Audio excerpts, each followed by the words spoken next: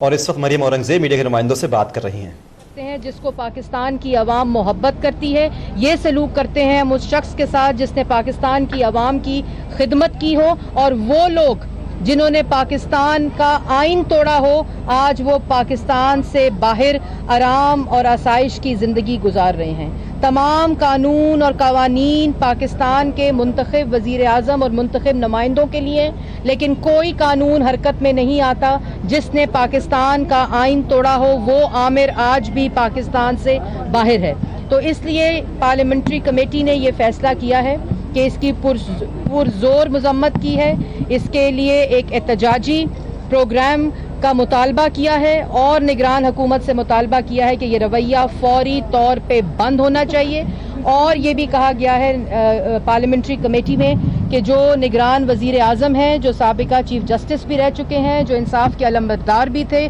ان سے یہ مطالبہ کیا جاتا ہے کہ وہ اس رویے کو فوری طور پر بند کرائیں۔ یہ تضییق ختم ہونی چاہیے، اور جان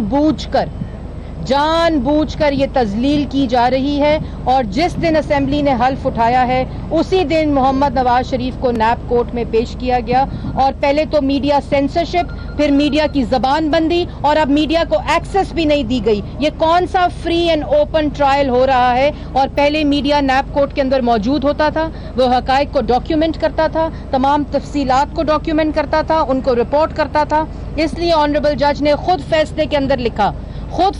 اندر لکھا کہ محمد نواز شریف کا کرپشن کے ساتھ کوئی تعلق نہیں، اور نہ کسی قسم کی کوئی کرپشن ثابت ہوئی، پراپرٹی کے ساتھ کوئی تعلق نہیں، اور جو ایسٹ بیونڈ مینز، آخر میں جو سیاستدانوں، منتخب نمائندوں اور وزیر اعظم کے خلاف جو کیس رہ جاتا ہے وہ ایسٹ بیونڈ مینز کا رہ جاتا ہے، اور نہ استغاثے نے ایسٹ کا تعین کیا اور نہ مینز کا تعین کیا، لیکن 10 سال قید سنائی گئی، اور وہ الزام جو ثابت نہیں ہوا، وہ جرم جو ثابت نہیں ہوا، اس پہ ان کی بیٹی کو اس کی معاونت کرنے پہ 7 سال قید سنائی گئی۔ اس کا بھی پارلیمنٹری کمیٹی مذمت پارلیمانی کمیٹی نے پرزور مذمت کی ہے، شدید مذمت کی ہے پارلیمنٹری پارٹی میٹنگ نے، اور اس کے ساتھ ساتھ ایک اور مطالبہ کیا ہے کہ جو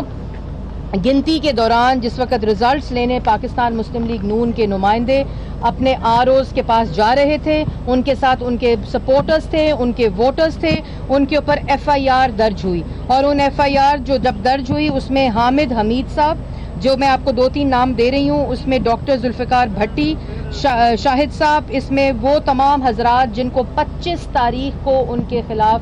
FIR درج ہوئی جب وہ اپنے نتیجے کے حصول کے لیے ROs کے دفتر گئے، یہ تمام FIRs ختم ہونی چاہیے۔ اور اس کے ساتھ ساتھ جو پاکستان مسلم لیگ نون کے ووٹرز، پاکستان مسلم لیگ نون کے سپورٹرز، اور جب 13 جولائی کو محمد نواز شریف صاحب وطن واپس آ رہے تھے، اس وقت جو سینئر قیادت کے اوپر اور جو امیدوار تھے ان کے اوپر دہشت گردی کی FIRs کٹی ہیں، وہ بھی ختم ہونی چاہیے۔ اور اس کے ساتھ ساتھ جو اندیشہ ہے کہ جو پنجاب کا بلدیاتی نظام ہے اس کے اوپر اگر کسی طرح بھی کسی سازش کے ذریعے شب خون مارا گیا تو اس کی پاکستان مسلم لیگ نون نہ صرف مذمت کرے گی لیکن اس کے ساتھ ساتھ وہ احتجاج کرے گی جو پورا پاکستان دیکھے گا۔ ان تمام چیزوں کے ساتھ ساتھ آخر میں صدر پاکستان مسلم لیگ نون شہباز شریف صاحب نے پرسوں دوبارہ میٹنگ بلائی ہے، اور محمد شہباز شریف صاحب کی قیادت میں پاکستان مسلم لیگ نون کا وفد پارلیمان کے اندر احتجاج کرے گا، اور جو امیدوار ہیں، ہمارے منتخب نمائندے ہیں جو اس وقت پارلیمان کے اندر ہیں، جنہوں نے آج حلف اٹھایا ہے، وہ خود نیب کورٹ محمد نواز شریف صاحب کے ساتھ اظہار یکجہتی کرنے پرسوں جائیں گے جب ان کی دوسری پیشی ہوگی۔ اور میڈیا کو جو ایکسس نہیں دی جا رہی اس کا بھی پارلیمنٹری کمیٹی نے پرزور اس کی مذمت کی ہے، اور یہ مطالبہ کیا ہے کہ میڈیا کو ایکسس دی جائے، انصاف ہوتا ہوا نظر آنا چاہیے، اور جو ریفرنس ایک جس میں محمد نواز شریف صاحب کے اوپر کسی قسم کا الزام ثابت نہیں ہوا، انشاءاللہ اس ریفرنس میں بھی اسی طرح کا فیصلہ آئے گا، لیکن ہمارا مطالبہ ہے کہ میڈیا کو اوپن ٹرائل، فری ٹرائل کی ایکسس دی جائے تاکہ پوری عوام دیکھے کہ جس طرح پہلے ریفرنس میں اللہ تعالیٰ نے ان کو سرخرو کیا تھا لیکن اس کے باوجود ان کو سزا دی گئی، دوسرا ریفرنس بھی اسی طرح میڈیا کے سامنے ہونا چاہیے۔ اسپیکر قائد ایوان اور ڈپٹی اسپیکر جو انتخاب، اس حوالے سے کیا عمل اختیار کیا گیا اور